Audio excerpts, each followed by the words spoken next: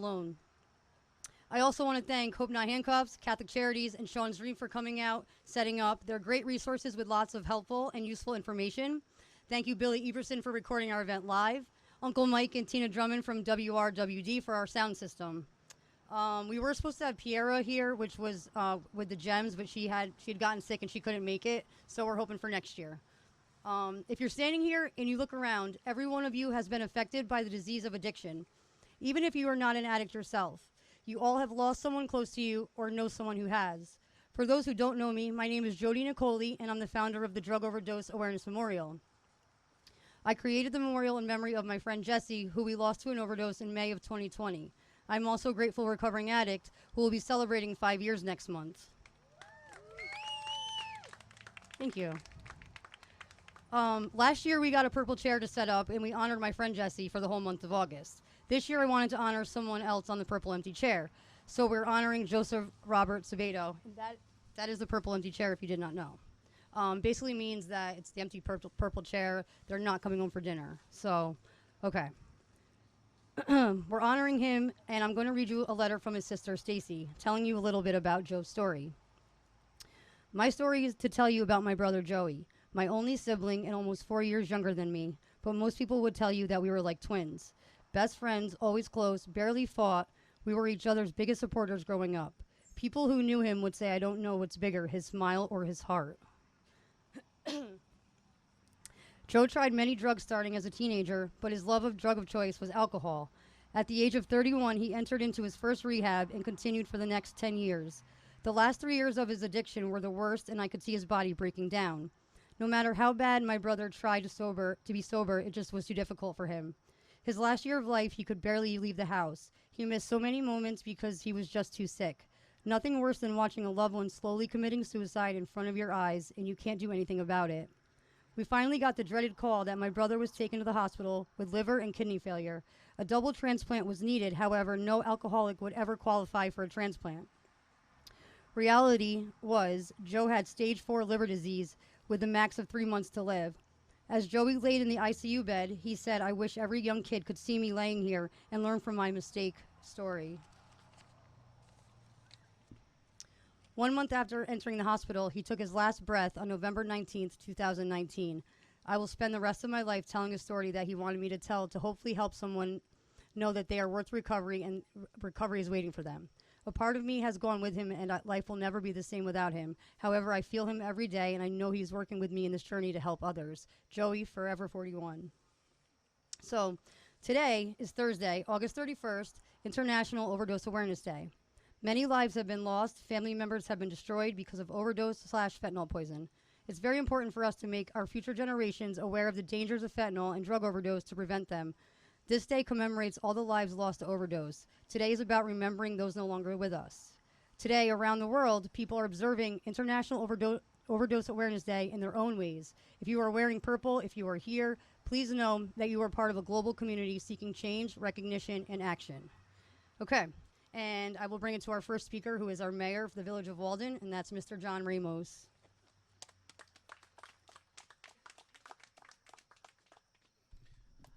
Wow, number 3. When Jody Nicoli came up to us as a village board and asked that we dedicate this fence to put locks on people who were lost to addiction, family, friends, even friends that you didn't know. And it was overwhelming yes to our request. I too had a brother who had passed away of substance abuse.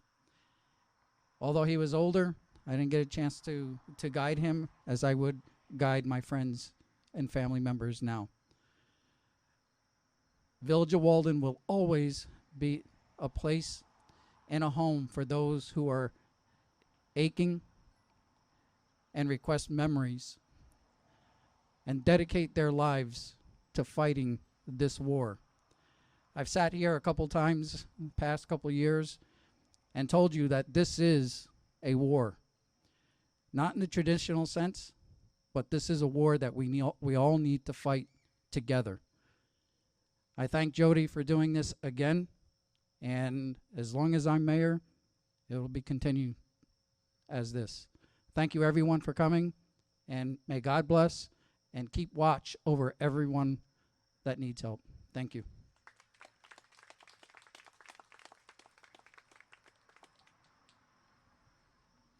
Thank you.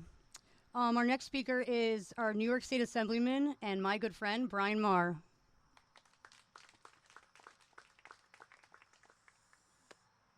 All right, let's hear it real quick for Jody Nicoli, everybody. So I've been an advocate in position of government as a staff member or an elected official for the last 13, 14 years now. And when this became a more prevalent issue in our country and in our neighborhoods, it's something that I was always a part of, but from a distance. I knew individuals who I graduated high school with that lost their lives at a very young age, and that certainly impacted me. But with this crowd, with the people that are here, you are all invested on a personal level. And I will tell you, over the last year, when it was my turn to have someone in my life that I love, that I lean on, that has supported me to help get me where I'm at, when that person suffered from addiction, at that moment, I became invested. When I had to call one of these tables to ask for their services to help somebody in my life because they could not overcome this addiction themselves, I felt that failure. I felt that responsibility and that disappointment in myself that I didn't do more, that I didn't see signs. And for the people whose faces that I see in the crowd right now, I know on a personal level you can understand that investment and what that means. So what I would ask all of you today is make sure you visit all of these booths. If you haven't met them already or talked to them already, these are the folks that are on the ground doing all the work. They need my support when I go back to Albany and advocate for them, and they're going to need all your support as well. I know Catholic Charities is looking for peer advocates. They're hiring. They told me $100K a year, right? That would help. That would help the problem, right? Pay people who are doing the jobs the right way. That would help. Just kidding. I don't know what they're paying. They're looking for peer advocates. Come visit them. JS Self-Care, my friend Janelle. We got Sean's Dream here. And Hope Not Handcuffs. So just a little story about Hope Not Handcuffs. They have angels. And basically, if someone makes that phone call and takes that first important, almost impossible step at sometimes and asks for help, they have 30 minutes to get a volunteer who's getting trained to get to them. Hope Not Handcuffs does great work, but they don't have enough angels to get to people in that period of time. We need to do more to promote them. I need to do more to promote them. So everybody watching on this video that we're going to share, please share it, spread the word. Everyone here who is already invested, become even more invested and help spread the word, the good work that all these folks are doing. And my promise to all of you, and I know you can get excited about this, is I'm going to make it my job and my mission to give people like Jody Nicoli a massive podium and microphone to get their word out, their stories of overcoming and living with addiction every day and being amazing humans, so that more people who are suffering, who think there's no hope, can look at them and understand that there is hope, that they have an example. And that is my promise for sure. I was able in Albany, my first session this year, to testify and ask questions for the heads of the departments, the commissioners of OASIS and all the state agencies that are in charge of the many millions and billions of dollars that we spend on this issue. And I had 4 minutes to talk, so I texted Jody and I said, I'm sorry, you are far more qualified than me to ask a question in this situation. So I used my 4 minutes to tell Jody's story, to say her name, and to have her ask a question about the system that was broken. We didn't get a great answer, but we expected that. But I'm going to continue to give her that platform, and anyone here who wants to get their word out, who has a story to tell, talk to me. My job is to represent you. And honestly, whether you live in my district or not, it's going to impact people who do. So if you don't know me, get to know me. I will be here to support you, support your family, And if you want to become advocates yourself, I want to give you the platform to do that. And that's all I got. And I'm looking forward to talking with all of you. And make sure you please get to these booths as well. Let's hear it again for Jody Nicoli and her team.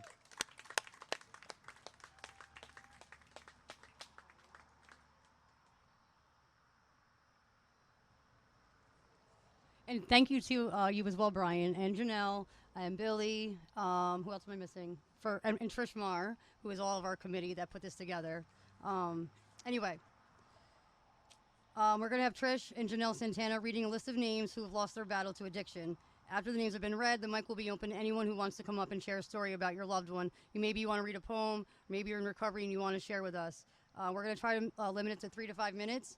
And make sure you all have your candles. I think everyone does. If not, grab that now because Trish and Janelle are going to come up and read the names.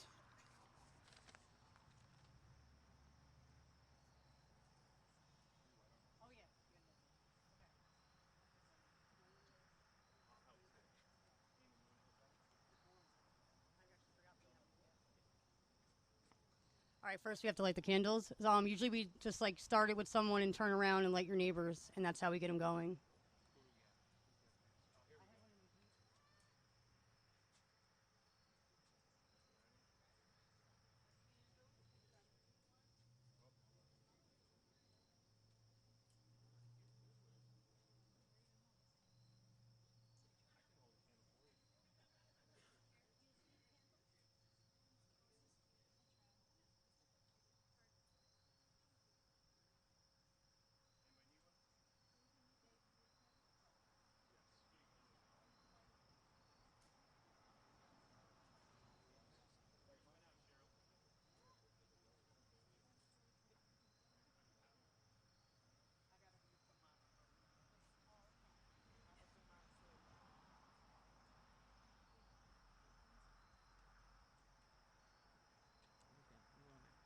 Oh, I'm doing A.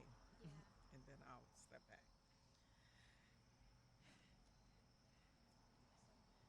As you guys light your candles, I just want to say my heart goes out to you guys. A reason that I come out here and hug up on everybody because I know that you guys have walked the same exact walk I've walked. Um, on May 11th, 2021, I lost my dad, and because of this space, I have a safe space. And when I say safe space, we always could come here. This place never closes. If you want to come here at night, it's open.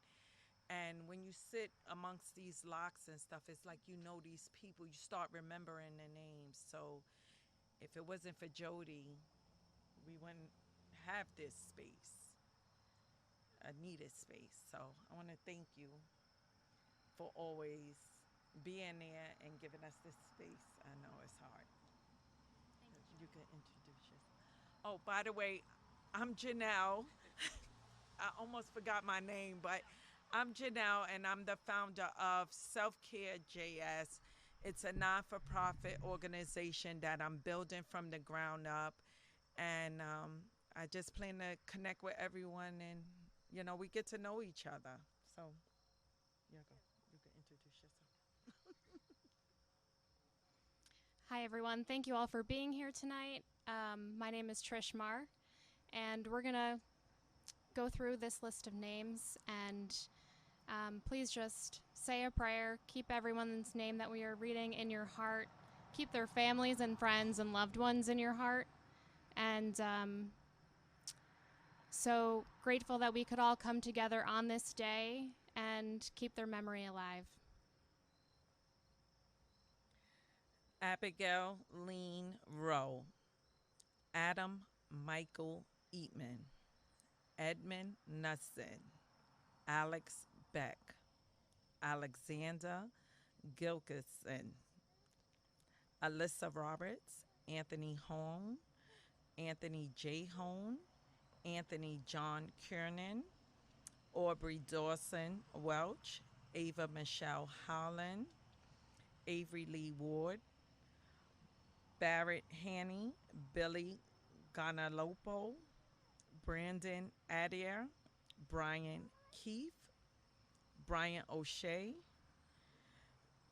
Brian Bumber, Brittany Grimes, Brock Haney, Kiernan Guthrie, Cassandra Moore, Chris Anderson, Christina Marie Gibbon, Christina Marie Kirch, Christopher Lee Welshaw, Soro Anthony Galagano, Clayton Green, Colin Fisher, Crystal Marie Donafrino Vento, Cullen Ashford Logan, Dakota Matthew Kopek, David J. Robson Rotundo, Dennis Morgan, oh, Dominique Morse.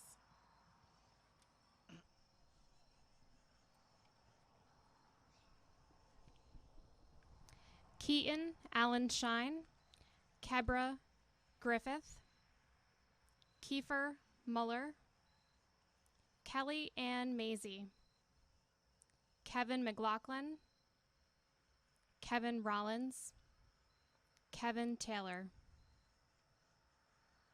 Kimberly S. Smith, Kristen W. Smith,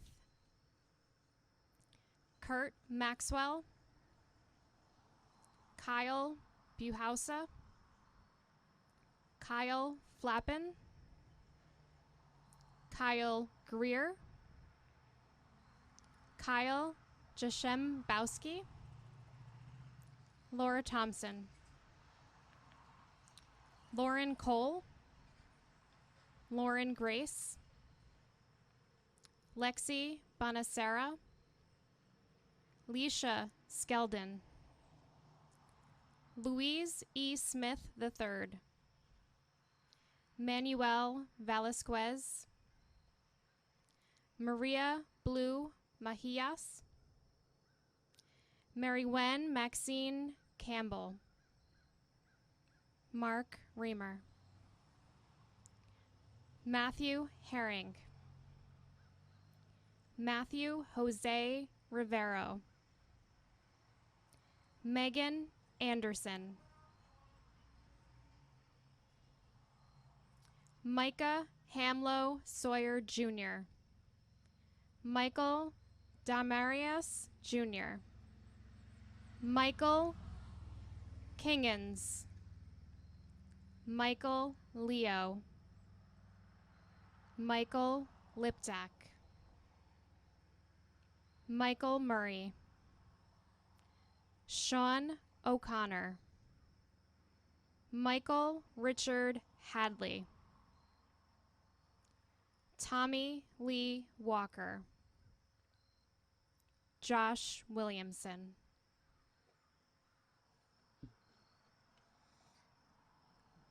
Doug Grace, Douglas Turnbull Jr., Dustin Adams, Elena Nicole Gregory, Elliot Benora, Eric Michael Zerkel, Ethan Beck, George Knifin, Ginger A.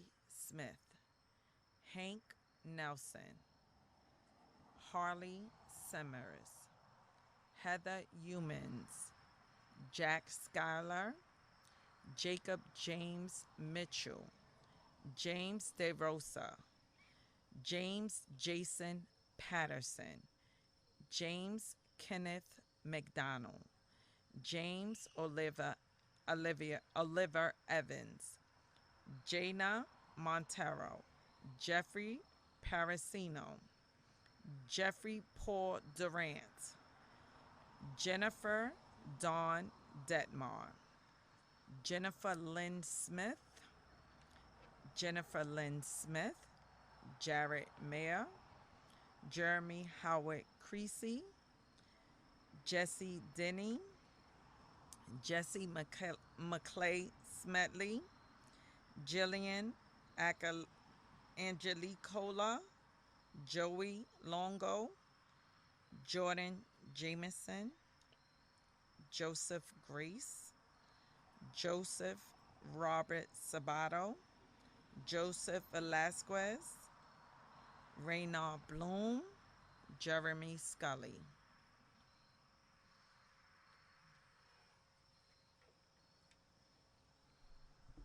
Michelle Campbell, Miranda Vaughn, Nick Ganota, Nick Tuttle, Nicolette Rulli, Nikki Danielle Handlin, Oswaldo Santana, Patrick Dolan, Patrick Murray, Paul Delo, Paul Thomas Renstrom, Philip Adam Nicholas Perry, Quinton Clark, Rachel Joanne Brodbeck, Rachel DeMeo, Ryder Lunt, Robert Andrew Wagner Jr., Robert Boblin, Rodney Bondi, Roy Feliciano, Ryan McGowley, Ryan Moore, Scott Gillen, Shane Becker, Skylar Marie Montalongo, Stephen Grace, Stone Carpenter, Timothy Grace, Toby Rickett, Travis Perkins, Tyler Frieden, Tyler James Elstad, Victoria Dawn Kuhn, Vincent Rodenwood, Weston James, Zachary Ansbach.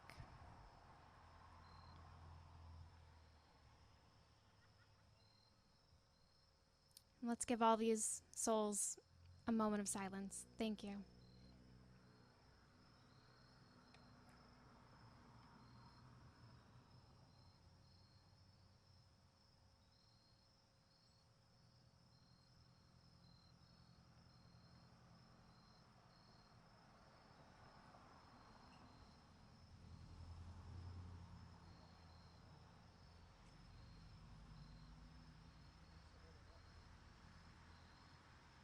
You don't have to keep your candle lit. I'm going to keep mine. Now it's open for anybody if they want to come up, share a story, read a poem, whatever you would like. It's open. I know Christy wanted to come up and read something. No? Change your mind? Okay. Brittany, would you like to come up?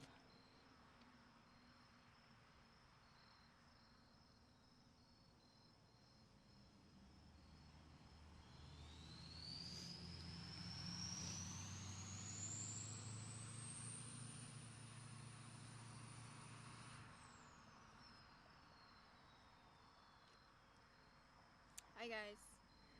I feel really blessed to be up here.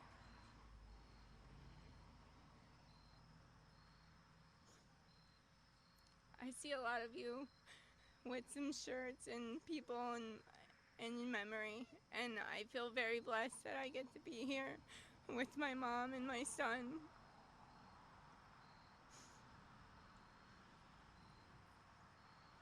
I had to fight really hard to get him back, and I did, and I'm so blessed. This is something I wrote when I was away.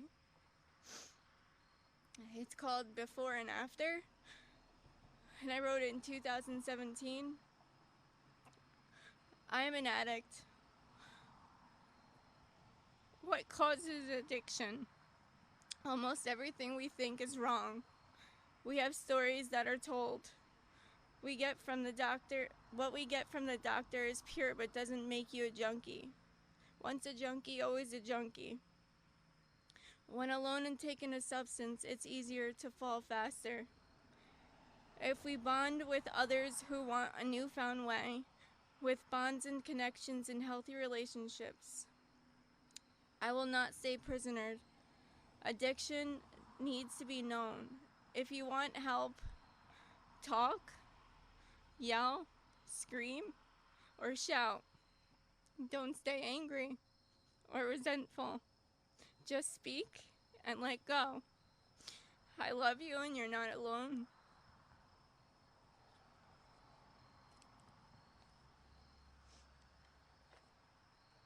I have a couple of people that I lost, and reread some of their names, and just to hear it, it makes it real again. When you go on everyday life, you don't think about it every day until you're in a situation like this, and you have the chance to take a moment and remember. And I think it's amazing. I appreciate you for doing this, because it's my first year coming, and I feel so blessed that I was able to come and be here, especially with my little guy and my mom. I'm just so happy that she can see me like this. I'm over 7 years clean and sober. My son doesn't really know too much, but he's learning today, and I'm glad, because I think that at his age, or when they're old enough to understand, it's important for them to know, because I believe that drugs and guns are the two major things that are killing kids today. So I think it's a great thing that he got to experience this. So thank you so much.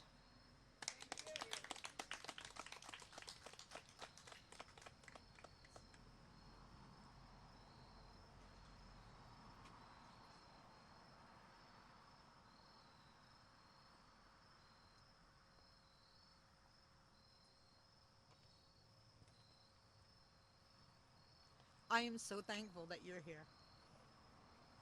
My name is Lynn Bloom. I'm originally from Long Island, proud New York girl. We moved to Lackawanna County, Pennsylvania in 2007. My husband and I have combined 5 children. My son Rainer was my firstborn. We had no idea. He was working 80 plus hours a week. We believe he was early in his use. One Tuesday afternoon, I get a call from his roommate. They called me Mama Dukes because, a tough Long Island girl. And he said, Mama Dukes, Rainer's dead. 2 weeks before that, I had a premonition that my son was going to die. I had no idea it would be from drugs. He was heavy set. He worked 80 plus hours a week. He was living with hypertension, obesity, and he didn't have Obamacare anymore. My son, unfortunately, is the first person in our home county of Lackawanna, Pennsylvania, to die from carfentanil. When my son passed away, the coroners did not know what they were reading. It had to be sent to to Philadelphia, Pennsylvania. And the toxicology report said trace amount of alcohol, trace amount of marijuana, and carfentanil. I don't know if all of you are familiar with carfentanil. The amount that fentanyl takes to kill someone, cut that in half. My son came into this world at 2 pounds, 13 ounces with apnea and bradycardia. That's where he would forget to breathe and his heart would stop. The way my son came into this world is the way he left it. He was my firstborn. We have 5 in all. The only good thing that can come out of this nightmare is that our daughter from my husband's first marriage got clean and sober. It took her a while. It took her a year. And she had this awful image of her baby brother dying with an IV in his arm. He smoked it. Um, but she could see how it devastated our entire family. I was very public. The police told me my son died of heroin. In his obituary, I said heroin. My husband's family has completely disowned us. They considered me stating in his obituary, even though it was the wrong drug, that we were airing our family's dirty laundry. I am proud of my son. He was a good person. Nothing, nothing will ever make me think it's dirty laundry. And we are now estranged from my husband's entire family. He's one of 9. We did not get a sympathy card. Nothing from the relatives around us. And if it wasn't for my sisters on Long Island, because in 2017, it was just starting to hit. If it wasn't for my sisters, I would not have made it. And then, unfortunately, the problem grew. More people heard about it. More people were talking about it. More people were learning about it. And I have found a common denominator amongst all our children. They were loving to their friends. They were loving to their parents. They were loving to their siblings. They just didn't love themselves enough. I wish he had saved some of that for him. Thank you for listening. I am sorry, so sorry, for everyone that has lost someone. And Jody was nice enough to come to Pennsylvania for one of our rallies. I heard about this one, and I had to come to my home state. Thank you all so much, and my prayers go with all of you. Thank you.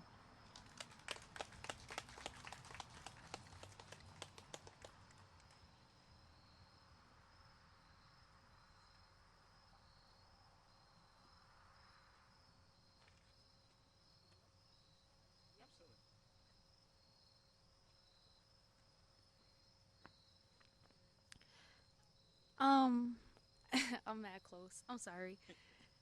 I lost my aunt 5 months ago to fentanyl, and yeah. I remember being like around 18, 17. I'm sorry. I just feel like it's time to just let it go. I was around like 17, 18, and I went with my dad twice with my grandmother and my little sisters because she overdosed 2 times. We went to the hospital. She was close with all her nieces, especially my father's daughters. And yeah, I begged her so many times to just become clean. I never knew she was fighting her demons. I'm glad you're clean. I really am. I'm glad you got your son back. He deserves to. My aunt couldn't have kids. She was like somebody that I would have loved for her to have kids, but I'm sorry. She was a wonderful person, and I don't know. I don't know why she did it. It still hurts. I don't know why, but I wanted to come up here just because I see everybody else talking about it. And maybe it'll help me grieve. I didn't grieve. I don't want to grieve. I don't want to believe that she passed away. I don't see why she would want to do it. We went through her stuff in the beginning of August after it sat in the room in the boxes, and she had a certification of the drug program that she completed, but my sister took it. I don't know why. My little sister wanted it just to remember her and everything, because I felt like it didn't get her far. Because if that's the case, she would have still been here. Last time I seen her was 2 years ago. We got into an argument a year before that. I regretted everything I said to her. She just hurt I didn't know what happened. She texted me randomly, running her mouth to me. I was just like, what happened? Like, that was the person. When something bad in my life happened, if my grandmother and me were arguing and I called myself running away, that was my run-to. That was my go-to. She was like my best friend, like my aunt. And I don't talk to, I don't know. It's like when you really look at it and you lose somebody that you love and stuff, and only thing I ever remembered her even doing was marijuana. I never knew she did anything other than that until one day, like, she just wasn't it. The drugs change you. She stole my grandmother's van out of her driveway. I didn't hold a grudge against her because it wasn't her. That wasn't my aunt. And she was just a good person, and I just feel like if you're fighting like demons and stuff, and you try to get the help and it don't work. It's just like, you just gotta try to be positive. I hope that if anybody here is fighting their demons still or anything, I hope that these people do help you. My grandmother joined the group when my aunt passed away. She don't want to come up and talk. She feels like it's too soon. She don't want to, I feel like she don't want to grieve. She's just sitting there crying. She don't want to grieve. She didn't even want me coming up here to talk because she don't want to hear about it. My aunt was a loving person. She had her problems. She loved animals, everything. She was one of those aunts that she was with whatever you wanted to do. You wanted to go speeding around Bear Mountain when you guys left the beach. We did that. We did that. I wanted to go to Dunkin' Donuts. I wanted to ride with her overnight while she made her money in her cab, picking up people, dropping them off. I got to go and I got to do that with her. That was like my peace. That was my happy place when I was a little girl. I don't have that anymore. The only thing I have is the little bit of videos that I found. I don't even know where the rest of them are, and a little bit of photos. And it's really like, it's not worth the hurt of your family, your friends, or anything. Whether you're going through it with your man, your best friend, it's not worth it. Because some people don't grieve. I'm only 22 and I didn't expect to lose my aunt that wasn't even 40 years old yet. My aunt's birthday, she passed away two months after her birthday. Her birthday is February 8th and she passed away not too long after that. I didn't get to see her for her birthday. The last time I seen her was 2 years ago on Thanksgiving, and she came when everybody left because she knew that she stole my uncle's work van. But he never held the grudge against her because that's his sister. She was... All right, I'm going to wrap it up.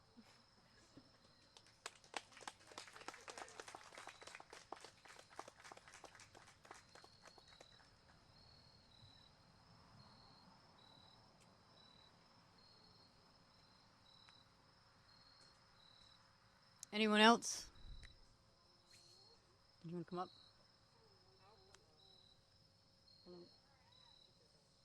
It's okay.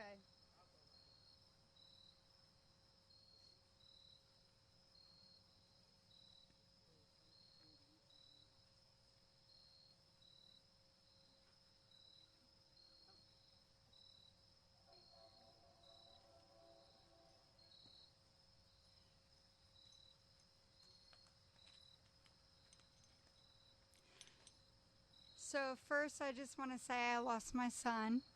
He was my ride or die. He was so much more than his addiction. He had the biggest heart, even when he was active. Here, talk. So Paul Thomas. This is not something that I wrote, but I think it'll touch people. So my child did exist. I've lost a child, I hear myself say, and the person I'm talking to just turns away. Now, why did I tell them? I don't understand.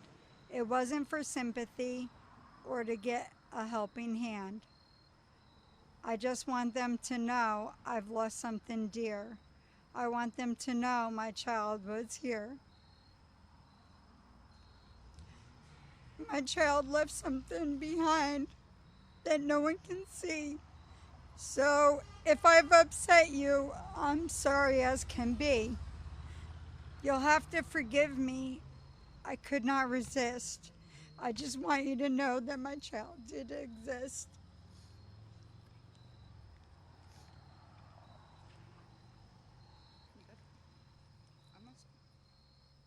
That's it. Okay. I just want people to know. Come on.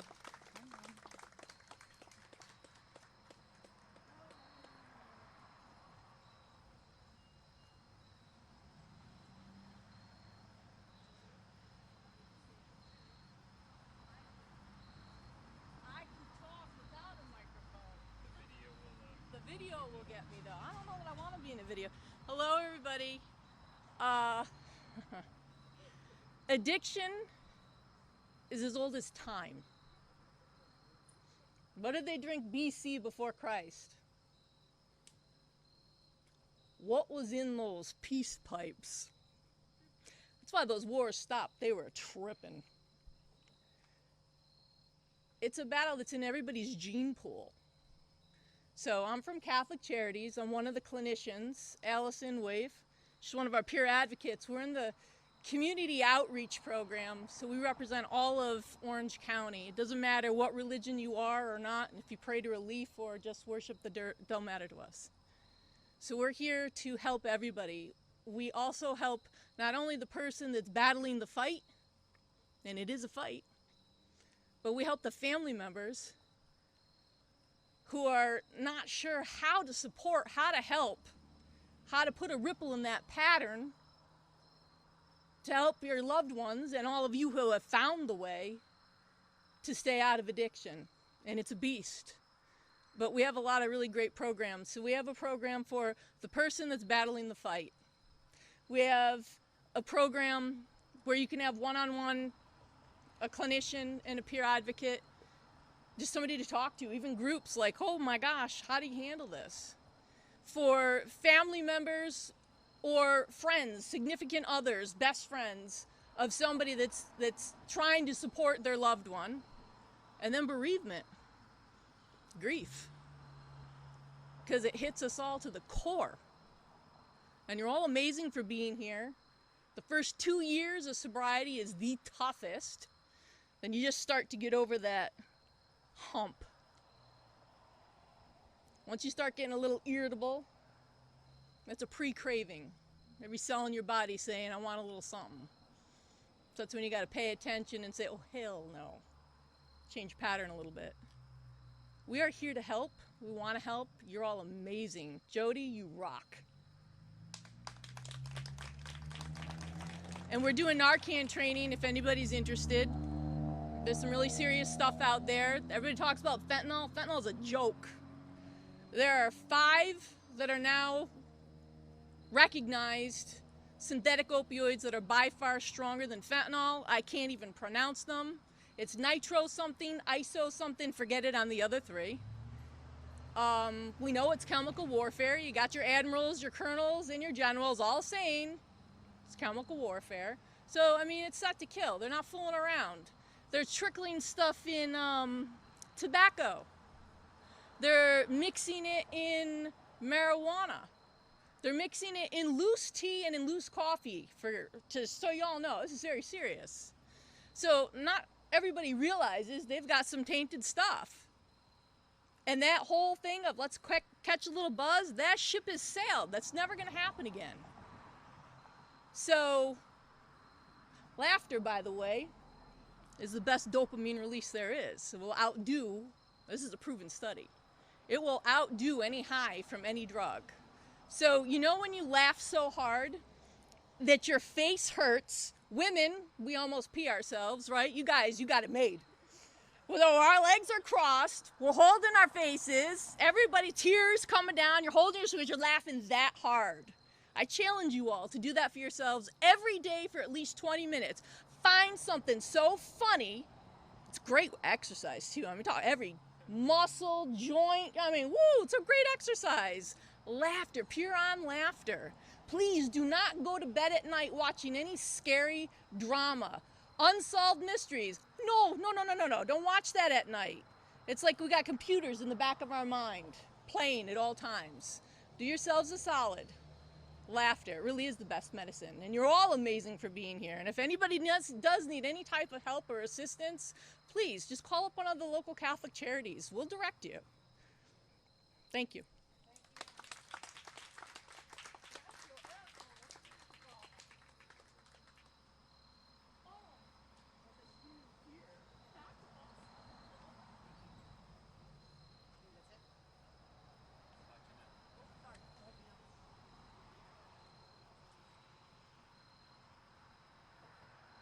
As I sat through one of my grieving moments, I learned through being a therapist as well as grieving that those bad moments were never our loved ones.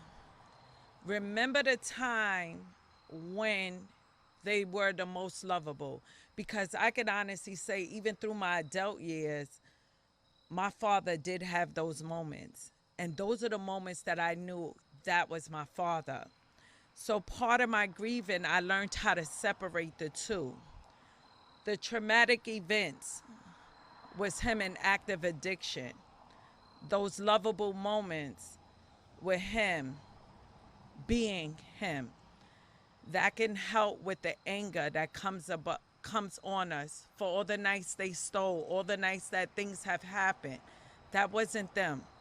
Our loved ones, please trust me, your loved ones never, ever, ever meant to hurt you.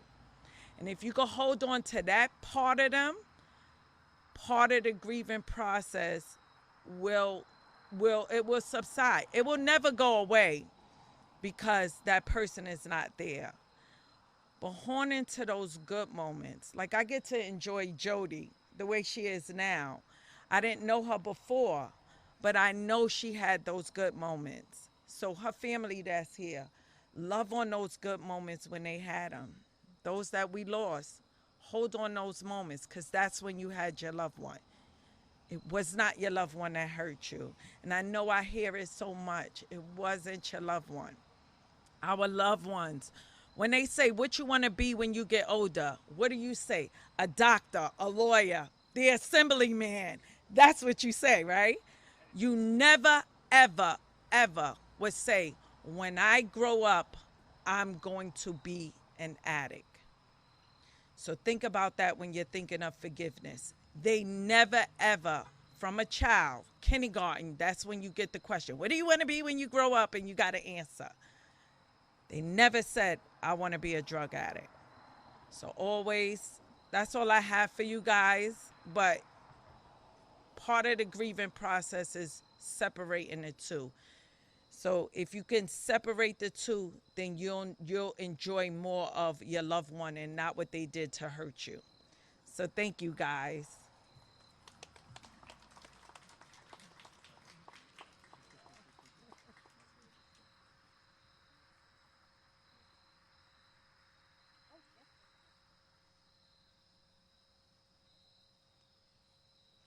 Good evening. My name's Cheryl Baker, and I happen to be very, very fortunate to be an angel with the Hope Not Handcuffs program. That was brought to my attention by Patricia Marr. She had mentioned to me this wonderful organization that reached out to individuals that were struggling with addiction. And I looked into it, and I wanted to be able to help people, but I didn't know quite. I knew a lot of addicts, but I didn't quite know what to do to help them. It's not about that myself I had personally gone through, but I could see, what it was doing to people, so I signed up for it. And one of the very first calls that I got was in the city of Middletown for a gentleman. It was late at night, almost midnight, and most of the rehab facilities are closed at that time, but I processed the paperwork. And I could tell he was getting extremely agitated and really upset because I was having a hard time getting him placement. And he was about to leave, and I said, you can do that. I can't stop you. I said, but I'm going to stay. And he looked at me, he goes, well, it's Friday. Why would you do that? I said, because you matter. I will sit here as long as it takes until I get a phone call back. And it looked like I smacked him. And he was like, I matter? And to follow to the other woman that had mentioned that she didn't think addicts have love for themselves, that is a common theme that I have seen over and over again. Because when he had a complete stranger that didn't know him come out at that late night on a Friday and was willing to sit there into the morning hours with him to talk with him, whatever he wanted to talk, whether it was the vent, it didn't matter. I didn't care. I was there to support him. The colossal difference that made to him, and that made him want to stay. And thankfully, I was able to get him placed into a facility. And because he had been living on the street and had gotten disconnected from his family because he was ashamed, addiction isn't something you should be ashamed of. It is a disease. The disease is the bad part. The person is not. They are not. Everyone that I have come across that have been addicts, and I've done many calls, have been some of the very best people I have ever met, and I'm very fortunate to do that. So I would encourage anybody, if you don't think that you could possibly reach a stranger that you don't know and very likely will never come across again, I'm here to tell you that is not true. Because the difference it made to that man to have someone that said, it's okay. I have no judgment. It doesn't matter to me. You're not a bad person. I will sit here and I will hold your hand and I will talk to you whatever you want to talk about. And I will sit here until we can get you someplace.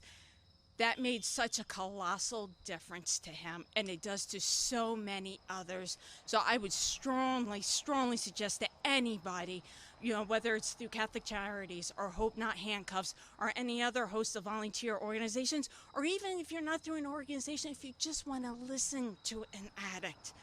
That's what they need the most, to know that they're human beings. We all have our differences. We all have our challenges. We all have our demons. We all stumble and fall, and that is okay. And it is okay to reach out, because somebody out there will hold out their hand to help lift you up. And these organizations are wonderful resources. So never be ashamed or not come forward because you think that people won't be receptive or they won't respond to you or they're going to judge you. From what I have seen from my own, it's the exact opposite. And the individuals that are here today, so many I've seen at different volunteer organizations, are proof of that. So I would strongly encourage anybody to please reach out, if you need help with addiction services, any of these, or if you want to become an angel or with the Catholic Charities, please seriously do that. Thank you.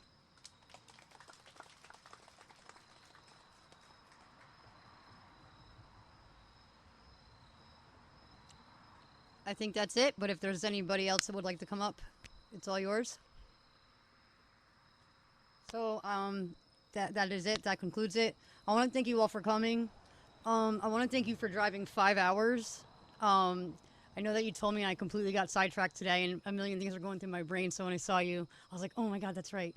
I want to thank everybody for traveling from wherever. Just thank you guys all for being here. I really appreciate it. And I will... Am I forgetting anything, Brian?